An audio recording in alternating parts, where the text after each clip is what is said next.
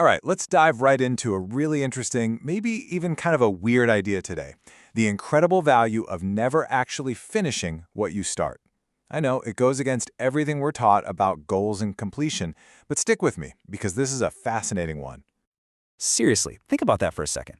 Why would you ever start building something if you never planned on putting the roof on? We're so wired to focus on that finish line, on checking that final box. But what if all the good stuff, the real magic, happens during the build, not after it's done? Now, I know what you're thinking. I've heard that a million times. But we're going to unpack this today and see how this idea is literally woven into the fabric of our lives, from the things we create with our hands to the relationships that mean the most to us. Okay, so to really get our heads around this, let's start with a super simple, tangible example that just perfectly illustrates this whole idea of process over product. Just imagine you're building with Legos. You know that feeling, right? The satisfying little click of the bricks, the intense focus. It's almost therapeutic. That constant doing gets you into this meditative flow state where stress just kind of melts away. But then what happens? You place that final brick. You put the roof on your creation and poof, the therapy is over. The process ends. If you want that good feeling to keep going, well, you've got to keep building. And you know, the Dutch language has this really cool way to frame this. The value is found in what's called beval. That's the journey, the rewarding process, the constructive engagement. The thing you want to avoid is afval. That's the outcome, the end of the activity, where this dynamic, living process just becomes a static, finished thing. So the goal? Stay in a state of beval. Keep the journey going. So, we've got the physical metaphor down with the Legos. But now, let's take this idea and apply it to something way more complex and, frankly, way more important, our connections with other people. Right? If the whole point of building with Legos is the act of building, what does that mean for building a friendship or a family? What's the finished product in our relationships that maybe we should be trying to avoid? This brings us to a really powerful concept, Mensenwerk, which translates to human work. It's this idea that our relationships aren't just things that exist. No, they're living, breathing systems.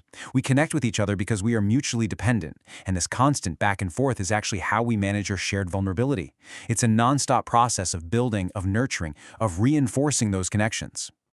And inside this ongoing human work, you've got these two big opposing forces that are constantly shaping our relationships. So on one side, you have aandoen. This is the voluntary part. It's the active doing in our relationships. It's the choice we make every single day to affect each other, to create meaning together, to forge those real emotional bonds. This is the act of showing up and putting in the work. And then, on the other side, you have uitdoen.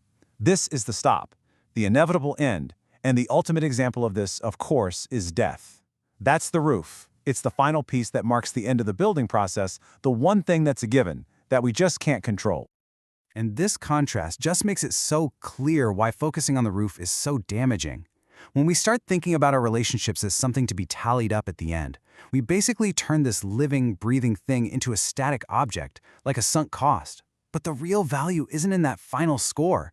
It's in the continuous, life-giving exchange of undoing, of affecting one another day in and day out. So why is all this so important? Why is this constant human work so absolutely essential for us? I mean, what's really at stake if we just stop building? Well, it turns out our whole social world is incredibly fragile, or precaire, as the source material puts it. It's all held together by this invisible glue called vanzelfsprekendheid, which is basically a shared, unspoken, taken-for-grantedness. It's the stuff we all just assume. But the second we start questioning it, that social cohesion can just vanish, like snow in the sun.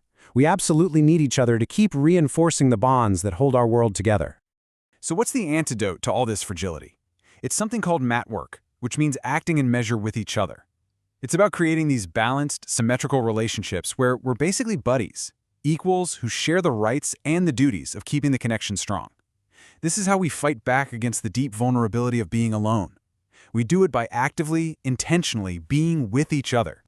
And this leads us to maybe the most powerful and maybe even surprising insight of all. Something about the very bedrock of our entire social world. Wow, just let that sink in for a second. What touches the skin motivates directly. Before all the complex rules, before language, before everything we've built, there is something so much more fundamental, so much more primal at play. You see, the entire structure, this human work, is built on something that comes before words. It's built on a sensory foundation. Seeing, hearing, and especially touching each other. That direct physical closeness is what creates the Gefühl, that deep core we feeling. And without that real, tangible, tactile confirmation that we're in this together, the very foundation of our social bonds just starts to crumble. So here's the big takeaway, the thing I really want you to leave with today. Human connection is not some abstract concept. It's not a house you build and then just admire from a distance. If we want to avoid the roof, if we want to stop our relationships from becoming these dead monuments to the past, we have to keep renewing them through real, sensory, tactile interaction. We have to keep building. We have to keep touching. We have to keep living in the process.